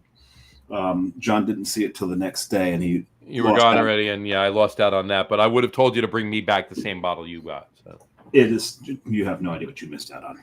I can imagine. And you're never going to get a taste of it. Sorry. Well, thanks. Thanks. Are you going to finish it tonight? Is that what you're going to do? I'll finish it before I see you again. There you go. Well, I have several beers for you, so maybe you won't. I've got several beers for you as well. There you go. By the way, my third beer, just to put it on record, if you will, is a beer called Stay Where You Are. Stay What You Are. 5% brown ale, and it's from the seed, but it's a collab with Tonewood Brewing too. Oh, that's a beautiful thing. Yeah. Those are both in New Jersey. Two very solid breweries in New Jersey. The seed is in Amanda. She's amazing. In Atlantic City, and Tonewood's over in Barrington and Oakland Park. Right, they have two spaces: the original space and then Barrington. The Barrington Brewery is amazing. It's huge, but two very good breweries. One very good beer in the collab. Fantastic. So there you go. Cheers. Oakland. Oaklyn. Oaklyn. Yeah. Oakland. Yeah. So, not Oakland, which is up in North Jersey. Oakland. I thought it was in California. Oakland is in North Jersey too. It's Oakland is in Bergen County, New Jersey, and in I guess across the bay from Alameda County, or maybe no, it is in Alameda County. Didn't it? It is in Alameda. In Alameda County, yeah, it is. In Alameda. Yeah, it borders Alameda. Right. So there you go. Cool. Anyway, all right, I'm ready for top three. What do you guys think? Sure. And the top three brought to you by our guest. Top three brought to you by ShopSite or ShopSite. There we go. 1487 Brewery or Ben. All three. No, let's not do it by 1487 Brewery because it's brought to you by ShopSite. There you go. There you go. So our top three list tonight is top three favorite songs that may be embarrassing to admit. Top three favorite songs that may be embarrassing to admit. Guest of honor, you always go first, and it's your list, your idea. Yeah. So have at it. Start us out, please. So to be clear, are these the top 10 song or top 3 songs, that we like, that we jam to when it comes on, that we just don't tell anybody that we like the song? Mm-hmm. That's how we read it, was that pretty much, yeah. You really like the song, but you're really not going to admit it to anybody because you might be a little embarrassed to admit that you really like this song. And John and I were talking about this earlier. It might be one of those things where maybe in a certain group, had you said it, that'd be like kind of cool. Yeah. So John's significant other is a huge Gilmore Girls fan. Yeah. And by osmosis, so is John. So if he were to say the theme to Gilmore Girls within the group of friends with Jess, that'd be acceptable. Yeah. He mentions it in the beer group. All the beer group would be like, or something like that. And I could wick up, or as if you will. I can't say that. Right back up. First of all, it's 1971 Gold because that song came out from Carole King in 1971. It's not one of mine. I'm not saying it is. Just saying. But it is. But yeah, she's written amazing songs too. I'm not saying this is the case. I'm just saying this is an example. Right, it's an example. Right, but that's just it. Right, and that's where I kind of went to. There may be some facets of people and some cliques of people and some groups of people where it's not a particular song that I might say on my list is going to be embarrassing. It would be fine to say there, but in different groups, it's not going to be. But go ahead. Anyway, so. Yeah. So my number one song. You're going 1, 2, 3, or 3, 2, 1. Ooh, that's a good question. What's standard protocol here? It's whatever you want. We go 3, 2, 1. 3, 2, 1. You can do whatever you want. You can do 2, 1, 3 if you want, as far as I'm concerned. So 3 is not an overly embarrassing song. It's just I've been told by friends that it's not a real band, which I disagree with. It's a hair band from the 1980s. Def Leppard is the band. Every time I hear this song come on, I got to stop what I'm doing, and I got to jam to Pour Some Sugar on it. All right? Knew that's where you're got to do it. And fun fact, I know we don't go into religion, but I do identify sometimes as a Christian. I always thought lyrics in the song were break the Bible, break it up. It's not. It's break the bubble. As an adult, I actually looked up, what does this actually say? Because I don't know. I've been singing it for 30 years. What does it say? It's break the bubble, break it up. All right, I just want to show one thing here. All right, I had to say it's me without a beard too, and it's many years ago. Okay, that's me singing "Pour Some Sugar on Me." I just had to do it. I had to do it. Right there you go. So. And what was it? How was it? 4 shows ago, 5 shows ago, our top 3 was top 3 misheard lyrics. It was. Yep. Mm-hmm. Oh, I've got a good one for that. I sung propane for 10, 15 years until I realized it was cocaine. It's all right. It's all right. It's all right. Propane. Like we are excited about grilling. I think the best one was looking for a lover that won't blow my brother. Oh, funny. She's so hard to find. Anyway, all right. Pour Some Sugar on Me, Def Leppard. That's your number 3. What's your number 2? Oh wait, you don't do 3s. I got to do all. No, you do your list, and Dave does his list, and I do my list. There you go. All right. Number 2 is Falco, Rock Me Amadeus. Okay. Well, not a damn thing wrong with that. Well, I've been told that that's not real music, but I'm a big fan. One hit wonder, you know. But that's the Falco did the English version of the German song. No, Falco did the German version of the English. Yeah. Falco did Der Kommissar in German, and After the Fire did the English version. Not right. So an honorable mention before we get to number 1, most embarrassing song, is, you know, I had an amazing sound system I put in 1487. I did all Sonos. I had 4 zones. Guess the number 1, the very first song I played to test out at all volume up. I could hear it everywhere in the beer garden, everywhere. Don't Stop Believing.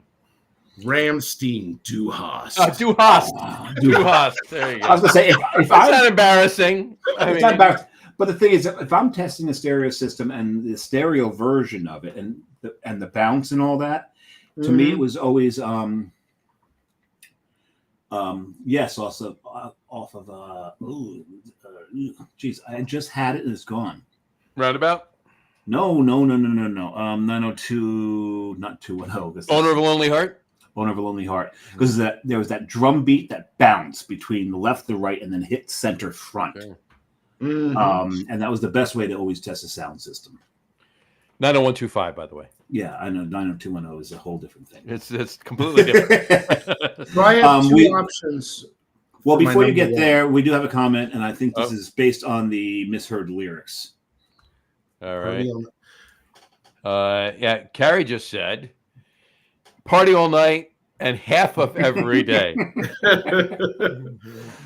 So I can't even imagine that. I can't even manage that anymore. Yeah. Well, Carrie is my wife, so I would give you the option. We could ask her what my number 1 embarrassing song is, and she's not prompted, by the way. Right. And she would know. All right, I'll tell you what, Carrie. Or I could tell you. No, Carrie, type it in, and don't look at the comments. I'll put it up afterwards. Carrie, type it in, and then we'll put it up afterwards. Ben will say what it is, and then we'll see if. Well, it's like a newlywed game kind of. There we go. There we go.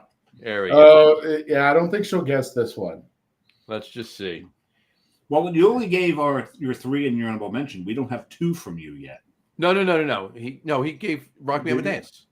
Yeah. Oh, that's right. He gave number 2. He gave it.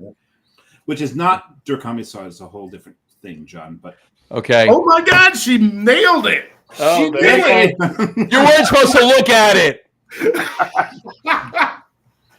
All right. At 3, 2, 1, you're going to say it, and I'm going to put up her comment. Go ahead. All right. Say it. Got 3, 2, 1. Madonna's Like a Virgin.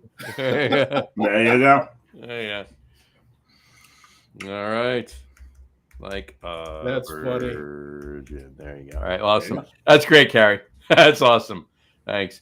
Cool. All right. Dave, you're top 3. I'm not even going to do an honorable mention. I'm just going to go 3, 2, 1 here.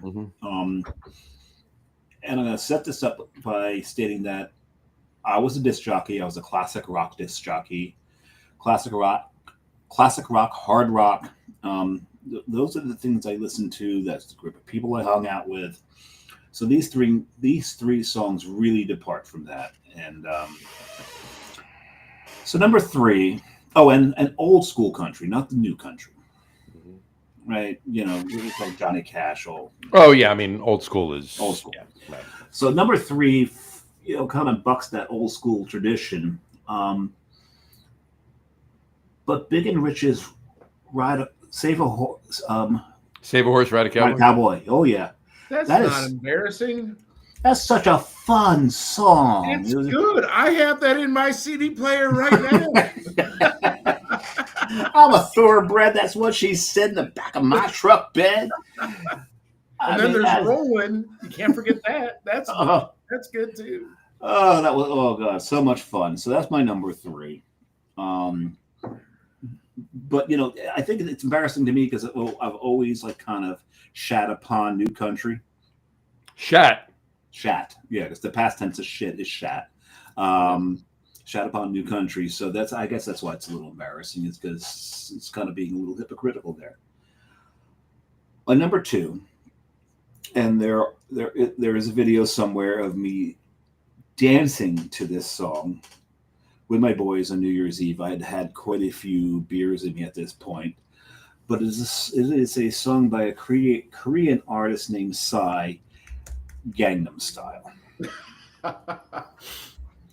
Again, so much fun. Oh my goodness. I know that song too. And my kids love that.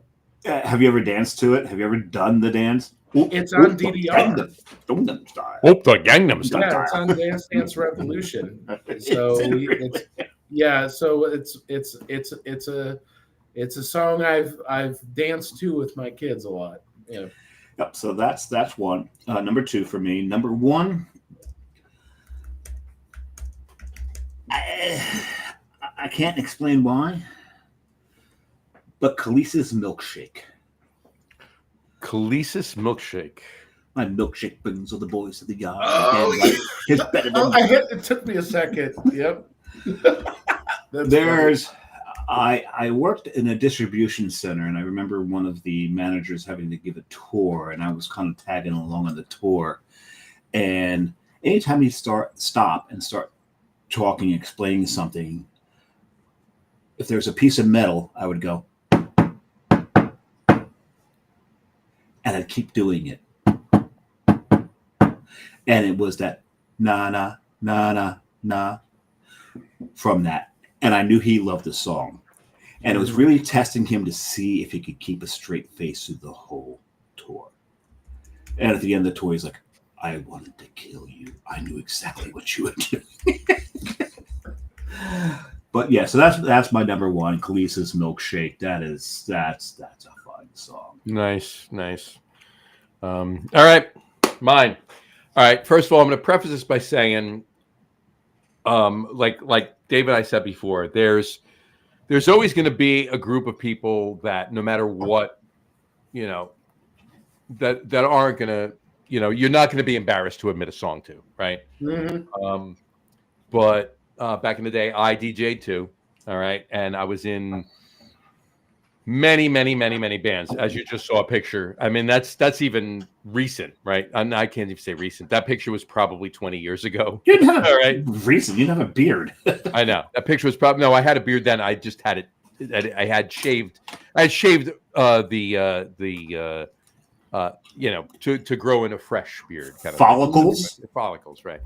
Anyway, but that picture was probably 20 years ago. But I'm going back to the 80s in bands, and most of the bands I was in were progressive rock, classic rock. When I say classic rock, I don't mean 80s because we were in the 80s. Mm-hmm. Classic 80s rock wasn't classic rock in the 80s. It was right. So that whole musical crew that I was around, these are songs that were embarrassing to admit to them. That they would never let you play live. Right. I could never play any of these songs then. And my number 1 isn't even a song that was out then. But if I admitted it to him now, it would even be worse than the other 2. Right? That kind of thing. And here we go. So my number 3, The Monkees, Pleasant Valley Sunday. Nothing wrong with that. Nothing wrong with that. But we're talking a group of people. We're talking a group of guys. I mean, most of the bands I was in, we were playing Pink Floyd. We were playing Yes. Of course, we were playing a ton of Rush. It's all prog rock. And I'm going to play, Pleasant Valley Sunday or Last Train to Clarksville or from the band that introduced Jimi Hendrix to the masses. You had to be there in the 80s. It wouldn't have been. Okay. All right, so and there's a connection. And the reason I went with that one, it was Monkees, right? Monkees was the main thing, right? If I had mentioned a Monkees song back then, dude, we're not playing the Monkees. No, come on, that kind of a thing. So I picked Pleasant Valley Sunday because that was that's higher up on the list, and I picked it because we made the whole Carole King conversation before that Dave was saying. For the Gilmore Girls theme, Carole King wrote that song. Mm-hmm. So this is just off the wall comment. Mm-hmm. You know how fingernails on chalkboards bother some people? Mm-hmm. Mm-hmm. It doesn't bother me at all. The sound of somebody brushing their teeth and anything played by the Monkees does. See, now I'm embarrassed. There you go. Not. There you go. No, I honestly look. Hey, I grew up. I'm going to go out on a limb and assume Dave and I are slightly older than you. I don't know. Dave and I are pushing 60. You? 51. Oh, all right. So you're close. Yeah. You look younger than you. Look good. I would have said 44, 45, 46. Yeah, I would have been mid-40s. Yeah, I would have. Hey, thanks. You want to do this again? We'll talk later. So my you know what? Out of everybody's, my number 3 actually got the result that I wanted it to get for this list, right? Because anything Ben said, I'm like, no, that's fine. That song's good. What are you talking about? Right? Fingernails on a blackboard, Monkees on the radio. That's what he's talking about. So anyway, so yeah, that's that. My number 2 is going to be again. I went bands. Right, and then I picked one of my favorite songs from the band. Right, I did it that way, and that would be Chicago. That was like a huge. What is that? Which Chicago? Chicago, the band, Chicago. No. There was 2 Chicagos. There was 2 Chicagos. There was the one where Peter Cetera took over, where it just became bubblegum. No. Peter Cetera didn't take over. Peter Cetera was in it from the beginning. He was in the beginning. No, but he took over as the lead singer. He was singing. I'll give you the history if you want. I know the history. I'm talking. No. I know what you're talking about. And we're talking about the 80s, and we're talking. That was when David Foster came in and became the producer. That's when the music changed to the bubblegum pop. Yeah, that had nothing to do with Peter Cetera. That had everything to do with David Foster. I promise you it did. They were a rock band back in the early days, and I'm talking about off of the second album, Chicago 2. They were not. They were a blues rock fusion band. Right, 25 or 6 to 4. That's my favorite song. And Terry Kath, God rest his soul, that solo, that guitar solo, is one of the best rock guitar solos ever.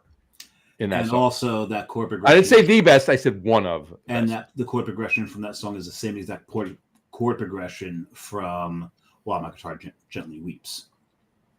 It is similar. It's similar. Yeah, it's the same exact. It's similar. I'm a bass player. I know chord progressions because we play the root. It's the same chord progression. In any event, my number 1. Okay, I know. Again, I went bands. And this holds true, and this is a newer band, wasn't around in the 80s. Although they are, and musicianship-wise, they're actually phenomenal musicians, but they play bubblegum. And it's because of Jess. I knew you were going to go there. Yeah. Please tell me it's If I Had $1 Million. No, that's a great song. But it's fun to sing. This sure is fun to sing 1 week from Bare Naked Ladies. All right. It's just Ed Robertson. He's one of the 2 singers at the time. Now he's the main singer. Just a big Bare Naked Ladies fan. Big. Very, very, very huge Bare Naked Ladies fan. Yeah. Rabid. Right. Well, there's a picture of me and Jess with Ed Robertson. There you go. Nice. We've met him a couple of times. I'll tell you a quick story. We saw him in 2014. We saw him. John has limited himself to 2 selfies on this show. I know I did. I limited 2 selfies.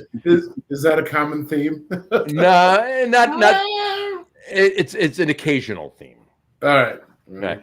Anyway, in 2014 we saw him in Rhode Island. I'm gonna put some pretzels in my mouth so I don't comment on that. I know. In 2014 we saw him in Rhode Island, and we were tailgating afterwards in the parking lot right next to the place we saw him. This is a good time to go pee again. There you go. Newport Beach Yacht Club, and whatchamacallit, and I just got to put this up. Carrie just said, Ben would me by going to see Bare Naked Ladies. Yeah, I'm not a fan. Yeah. So Carrie and I went to see Bare Naked Ladies when I think we were dating still at the time. Okay. We were married, and I pieced her and went, but there's something about the guy's voice that just doesn't resonate with me. When was this? How long ago was this? Well, I mean, we've been married 18 years, so it would have been 19 years ago. 19 years ago. So you're talking 20. So like early 2000s. Yeah.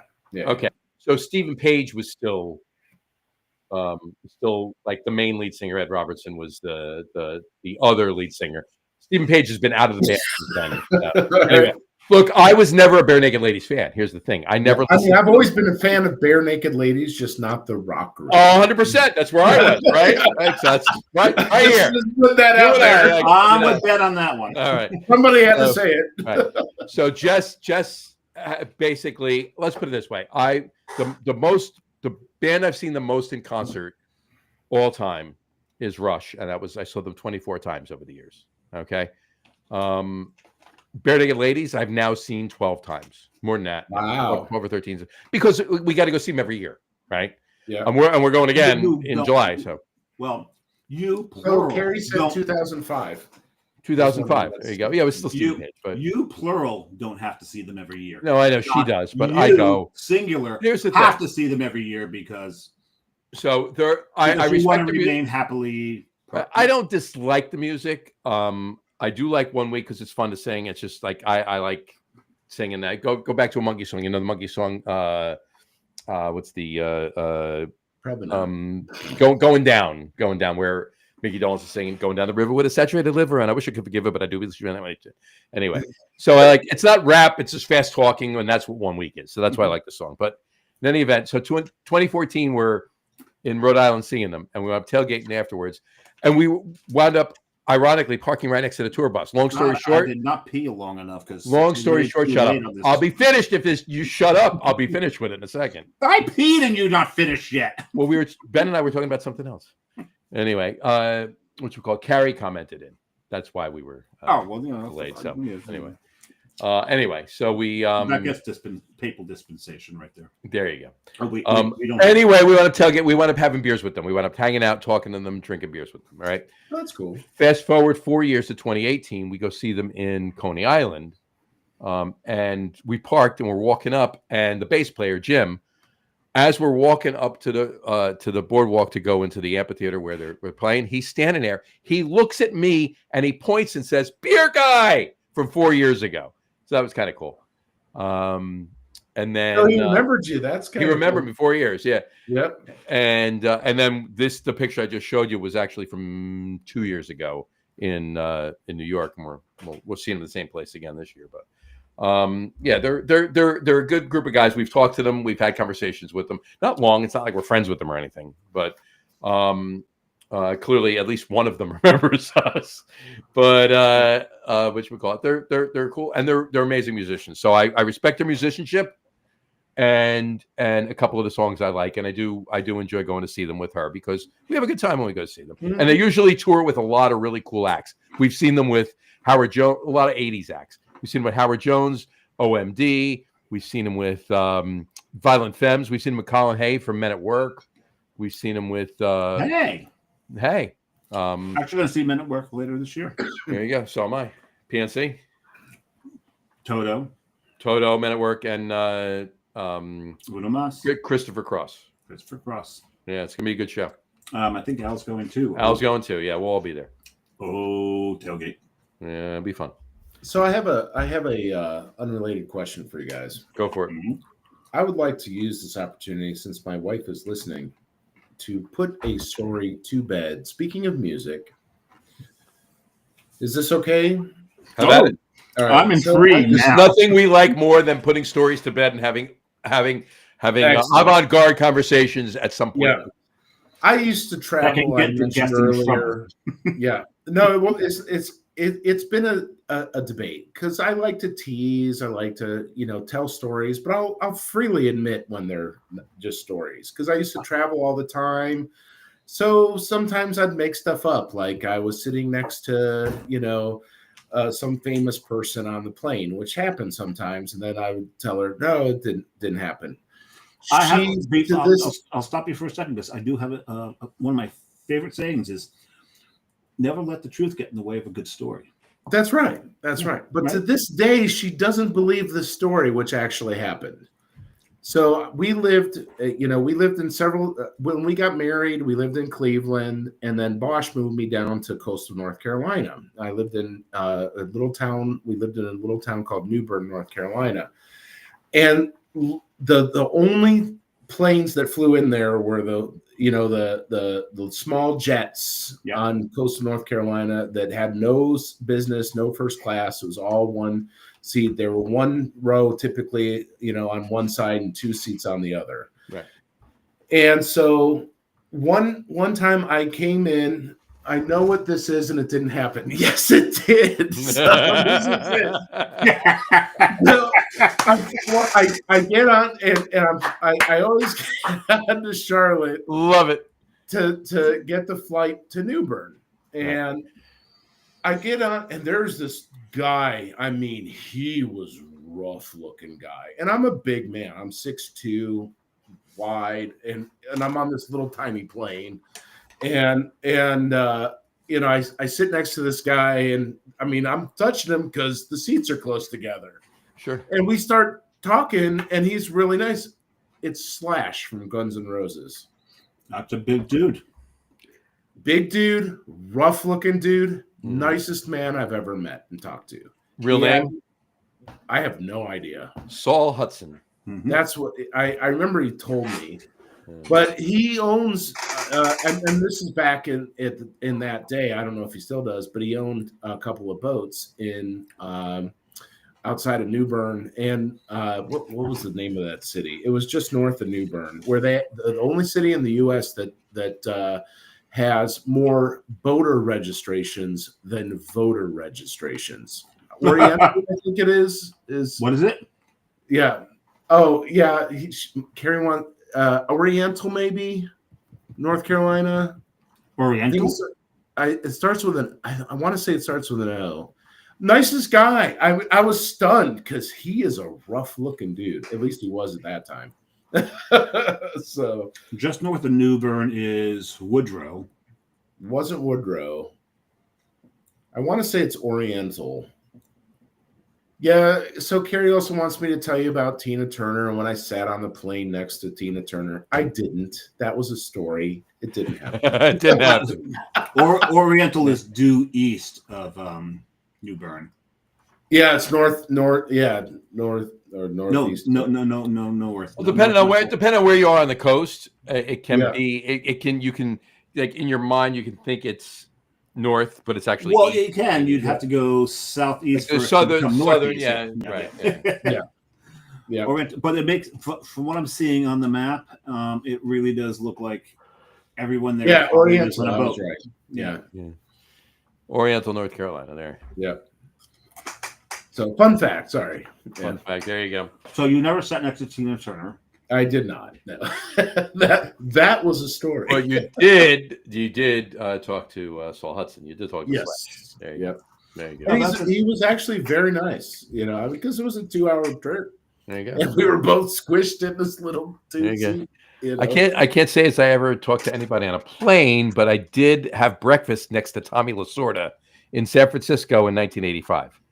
Right. And I did talk to him. So table right next to me. Boom, boom. Have a conversation. No, I won't get into celebrity interactions. What? Said I won't get into my celebrity interactions. I've had a few, and that's a long story for another day. Well, my biggest celebrity interaction is ever meeting Dave. So there you go. Yeah, there you go. you know my biggest one was me. I know. I got it. Yeah. I mentioned earlier that the guy Meathead that I'd go to breweries with. A lot of stories. Huh? Is it appropriate to grab another? Go for it. Yeah, right. Sure. Go for it. All right. But yeah, the thing with Meathead and I, we would tell these stories, and we'd be with a group of people, and we'd start off with a story. One of us would say something, the other would then start to expand on it. And then we'd say something that was like, oh yeah, we don't talk about that. We don't talk. And we just keep expanding on this thing. And it get to the point where everyone would be sucked into the story. And eventually we have to admit that none of it was true, that everything was made up on the spot. But the fact that we could read each other that well to just continue to make this story that actually jibed and convinced people that it was actually true, that's a lot of fun when you can do that. That is a lot of fun when you can do that. 100%. There's this one guy that we worked with from Colombia, and it's pertinent to the story. We took him to his first brewery ever, which was Carton Brewing. We drove him there. What's the first name of the owner of Carton? We're not going to say it. But we took him to Carton Brewing, and we were talking about Colombia, and we're like, well, we'll never go to Colombia because it's not safe. He goes, it's perfectly safe. Well, it's not safe at all. He goes, no, it's perfectly safe. They've cleaned everything up and all that. So we start talking, and we start doing our thing where we're making up stories, where we're going. And as we're making up the stories, he gets sucked into one of them. At the end, he goes, holy shit, that's an amazing story. We're like, yeah, but none of it's true. Mm-hmm. He's like, yeah, you two should never go to Colombia. They'll fucking kill you. Because of shit like that. 100%. Love it. That's great. That's great. Did you pour another wine, Stefan? I did. I saw the label. And just to make sure, because I need two to fill the glass. Oh yeah.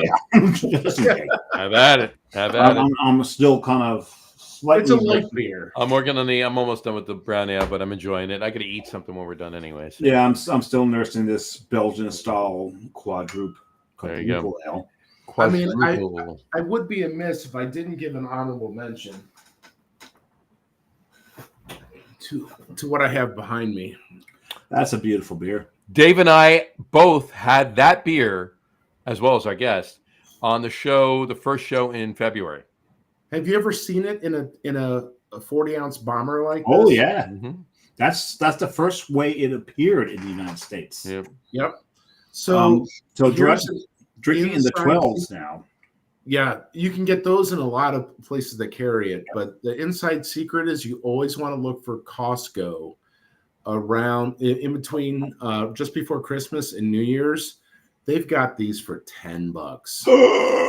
Yeah, I bought 2 cases. Oh my! Write it down, John. Take notes. I already did. Yeah, Costco. Inside secret. In August. I will be in Belgium. Hold on, I got a present for you. I think Ben can probably agree at this. Oh, where? There it is, right there. I love it when you give me these. I think a lot of my travels are really just based around getting those from John. Yeah. Because he sits and he figures out where he needs to go to one up himself from the last trip he took, where I gave him 5 fingers. So yeah, the first time they actually did that, I was sitting in Schneiderweiss drinking Aventinus with tap number what, John? 6.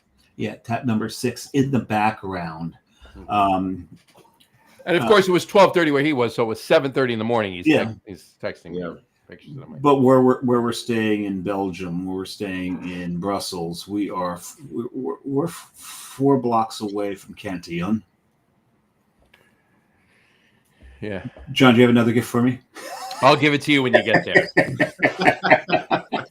And we will be going to Delirium Bar while we're there. So, Yeah, in any event, it should be a lot of fun. In any event, all right. What of it I can remember.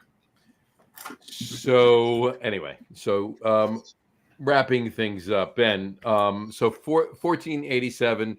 Yep. Awesome people, awesome concept, awesome beer, awesome. What's the word again? Gemütlichkeit. Gemütlichkeit. Yep. Awesome Gemütlichkeit. Awesome social inactivity now. Social activity now. Interaction. Interaction. I meant say interaction Not right activity. Social interaction activity. Yeah. Social like. I'll tell you what, one thing I didn't mention before, and I know we don't talk about politics, religion, or any of those things. This was the only outlet I had. You literally had people from all different sides.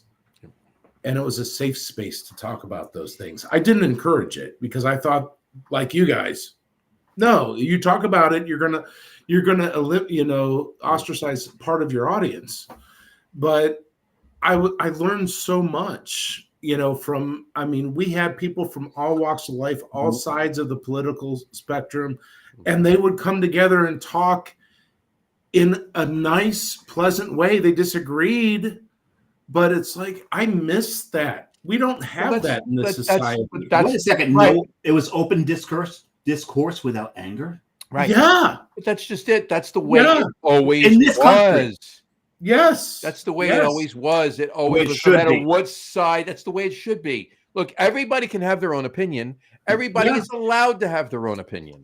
Yeah. And if you feel one way and somebody else feels another way, that's fine. There's no issue with that. You can feel the way you feel. Yep. They can feel the way they feel. You don't have to hate each other. There's a word here I'm having a lot of trouble with, though. And both of you have used it. And I don't like the fact that it has actually become very much a common word when it comes to talking about politics and the way this country should go. And that's that word side. Right. We're all on the same fucking side. No. The rest of the world thinks we are. We should be. In this country, But it's come to that. Look, I think it's a heinous word at this point. I agree with you, and I don't mean to dishearten anybody that watches this that might be. And I don't like the word side, and I don't like the word radical either. I don't like that either. Okay, somebody that's more staunch, if you will, than another on whichever way they lean. How's that? It's not saying side, right? And have at it. I mean, I used to work in radio. Okay. I used to work for Alan Combs, God rest his soul. All right. Alan who? Alan Combs. Okay. One of his closest friends was Sean Hannity. Couldn't be two more polarizing opinions when it comes to politics, and they were friends. That's my point. Okay. Yeah. But whatever, it is what it is. If you feel the way you feel and it offends you, I can't do anything about it. I don't mean to offend you. I'm not even giving you my view. I'm just saying there should be no reason why we hate each other. We need we need to find a way to get along for the greater good and for social activity and just to and I'm not saying, all this warm, like, you got to love each other. And I'm not going there. Oh, you're not going kumbaya? I'm not going kumbaya on you.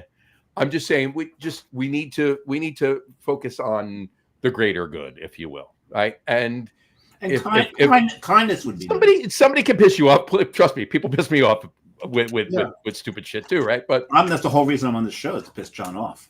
Exactly. My point. Right. But anyway, just whatever, voice your opinion, love it, and own it, but don't hate somebody else because they have a different view than you do. That's right. Now, if their view is, and I know we're getting down this political thing here, and I don't even talking politics. It could be anything, right? If they have a different view than you, now, if they're idiots about the view and there's something that they're doing that's detrimental to other people, then they're nasty. That's a different story. Here's the thing: technology is good and it's bad. There's always a pro and a con to everything, right? Correct. Can you imagine because you guys are a little bit older than I am. Think about when you were teenagers.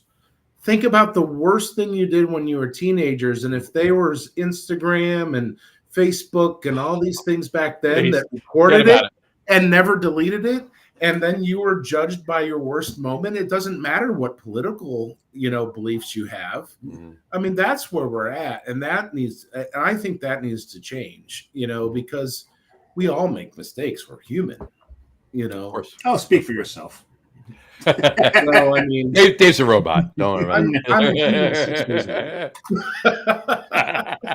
I have so many problems getting into websites because I can't, are you a robot? Really? Ben, you're 100% right. You're 100% right. If a fraction of the shit I did back in the day made it to in front of everybody, my God, I don't even want to think about. I think about some of the stupid stuff I did as teenagers and even in high school. It's like, I'm so glad there weren't cell phones back then. Exactly. Oh, definitely. Well, I got one question before we go into the outro. You got it, Ben. So ShopSite.